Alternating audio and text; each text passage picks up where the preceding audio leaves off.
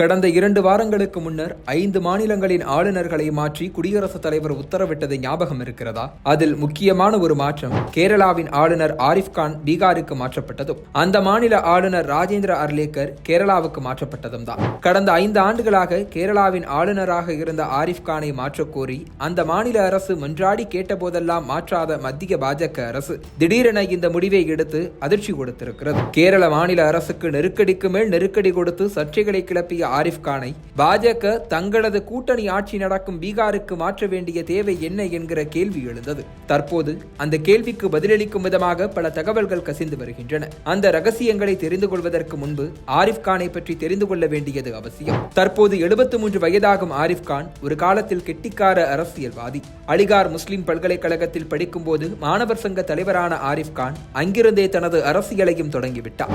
உத்தரப்பிரதேசத்தின் பாரதிய கிராந்திதள் கட்சியில் சேர்ந்து 27 வயதில் எல்லாம் எம்எல்ஏவானவர் காலப்போக்கில் காங்கிரஸ் கட்சி, ஜனதாதள், பகுஜன் சமாஜ் என கடந்து ஒரு வழியாக 2004ஆம் ஆண்டு பாஜகவில் கரை சேர்ந்தார். 4 முறை மக்களவை எம்பியாக இருந்திருக்கும் ஆரிஃப் கான் VP சிங் ஆட்சியில் மத்திய அமைச்சராகவும் இருந்திருக்கிறார். 2019ஆம் ஆண்டு இவரை கேரளாவின் ஆளுநராக அனுப்பி வைத்தது பாஜக. அரசியல்வாதியாக இருந்தே பழக்கப்பட்ட ஆரிஃப் கான் ஆளுநரான பிறகும் மாநில அரசின் முடிவுகளில் தலையிட்டது அமைச்சரவைக்கும் ஆளுநருக்கும் இடையிலான மோதலாக உருவெடுத்தது. மசோதாக்களுக்கு ஒப்புதல் அளிக்காமல் தாமதப்படுத்தியது, கடத்தல்காரர்களுக்கு கேரள முதல்வர் ஆதரவளிப்பதாக சர்ச்சையை கிளப்பியது, பல்கலைக்கழக செனட்டுகளில் இந்துத்துவ சித்தாந்தம் கொண்டவர்களை தேடி தேடி நியமித்தது என கேரள அரசுக்கு ஏகப்பட்ட நெருக்கடிகள் கொடுத்தார் ஆரிஃப் கான். இப்படிப்பட்டவரை கேரளாவில் இருந்து பீகாருக்கு அனுப்பியிருப்பது நிதிஷ்குமாரை கட்டுக்குள் வைக்கத்தான் என்கின்றனர் அரசியல் விமர்சகர்கள். பீகார் மாநில சட்டப்பேரவை தேர்தல் இன்னும் 10 மாதங்களில் நடைபெற இருக்கிறது.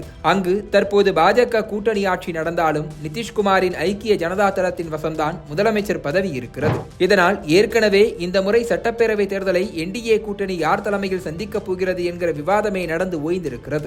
நிதிஷின் தேவை மத்தியில் ஆளும் மோடி அரசுக்கு தேவை என்பதா அவர் தலைமையிலேயே NDA கூட்டணி தேர்தலை சந்திக்கும் என பாஜக அறிவித்திருக்கிறது. ஆனால் 73 வயதாகும் நிதிஷ்குமாருக்கு அரசியல் வாரிசு யாரும் இல்லை என்பதா அடுத்த முதலமைச்சரை பாஜகவுக்குள் வளர்த்தெடுக்க ரகசியமாக வேலை செய்து வருகிறது பாஜக. அந்த வேலையை செய்வதற்குத்தான் ஆரிஃப் கான் பீகாருக்கு அனுப்பப்பட்டிருக்கிறாரா? அதற்கு முன் 2 முக்கிய பாஜக தலைவர்களையும் அவர் சந்தித்து பேசியிருக்கிறார்.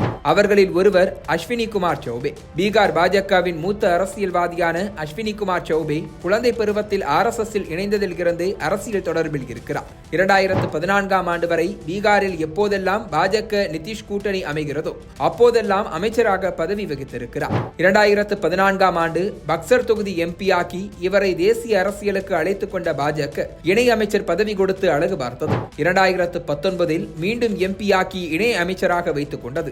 ஆனால் 2024இல் அஸ்வினி குமார் சௌபே எதிர்பாராத நேரத்தில் அவருக்கு மீண்டும் சீட்டு கொடுக்க மறுத்தது பாஜக. இதனால் ஏமாற்றத்தின் உச்சிக்கே சென்ற அஸ்வினி குமார் சௌபே கட்சி தனக்கு தேவையானதை விட அதிகமாக வழங்கிவிட்டாலும் இந்த முடிவுக்கு பின் சதிச்செயல் இருப்பதாக மட்டும் சந்தேகம் தெரிவித்திருந்தார். மக்களவை தேர்தல் முடிவுகள் வெளியாகி நிதிஷ்குமாரின் ஆதரவால் தான் மத்தியில் பாஜகவை கூட்டணி ஆட்சி அமைத்திருக்கிறது என்பதை அறிந்தும் கூட பீகாரில் பாஜக CM வேண்டும் என கூட்டணிக்குள் குட்டையை குழப்பினார் அஸ்வினி குமார் சௌபே. பாஜக தனி பெரும்பான்மை பெற வேண்டும், பாஜக தலைவராக ஐக்கிய ஜனதா தளம், ராஷ்டிரிய ஜனதா தளம் என கட்சி தாவி வந்த சாம்ராஜ் சௌதாரி இருக்கக்கூடாது என்றெல்லாம் பேசியிருந்தார். தற்போது அஸ்வினி குமார் சௌபே ஆக்டிவ் அரசியலில் இல்லை என்றாலும் அடுத்த ஆட்சி பாஜக தலைமையில் அமைய வேண்டும் என்று கூறியவரை ஆரிஃப் கான் சந்தித்திருப்பது ஐக்கிய ஜனதா தளத்திற்கே அதிர்ச்சி கொடுத்திருக்கிறது. ஆளுநர் ஆரிஃப் சந்தித்த மற்றொரு முக்கிய புள்ளி RK சின்ஹா. 8300 கோடிகளுக்கு சொந்தக்காரரான தொழிலதிபர் RK சின்ஹாவை 2014ஆம் ஆண்டு ராஜ்யசபா உறுப்பினராக்கியது பாஜக. தற்போது ஆக்டிவ் அரசியலில் இல்லாத அவரையும் ஆளுநர் ஆரிஃப் கான் சந்தித்திருப்பது பாஜகவின் சட்டப்பேரவை தேர்தலுக்கான ஏற்பாடுதான் என்கின்றனர் பீகார் அரசியல் வட்டாரங்கள். அடுத்த 10 மாதங்களில் மத்திய பாஜக அரசின் திட்டங்களை எந்த அளவுக்கு பீகார் மக்கள் மத்தியில் கொண்டு செல்ல முடியுமோ அந்த அளவுக்கு எடுத்துச் சென்று பாஜகவின் இமேஜை கட்டமைப்பது, நிதிஷ்குமாருக்கும் பாஜகவுக்கும் இடையில் ஏற்படும் சாதிவாரி கணக்கெடுப்பு, பீகாருக்கு சிறப்பு அந்தஸ்து உள்ளிட்ட முரண்பாடான கொள்கைகளை நாசுக்காக கையாள்வது ஆகியவைதான் ஆரிஃப் கானுக்கான முக்கிய டாஸ்காக இருக்க போகிறதா? இது தவிர மாநில அரசியல் குறித்த அப்டேட்டுகளை அளிக்க வேண்டிய இடத்திலும் ஆரிஃப் கானை பயன்படுத்திக் கொள்ள பாஜக முடிவு செய்திருப்பதாக கூறப்படுகிறது. இந்த டாஸ்கை இன்னும் கொஞ்சம் இலகுவாக்க எதிர்க்கட்சியான ராஷ்டிரிய ஜனதா தளத்தின் தலைவர் லாலு பிரசாத் யாதவையும் சந்தித்திருக்கிறார் ஆரிஃப் கான். இவையெல்லாம் மரியாதை நிமித்தமான சந்திப்புகளாக இருந்தாலும் அரசியல் இல்லாமல் இருக்காது என்கின்றனர் அரசியல் விமர்சகர்கள்.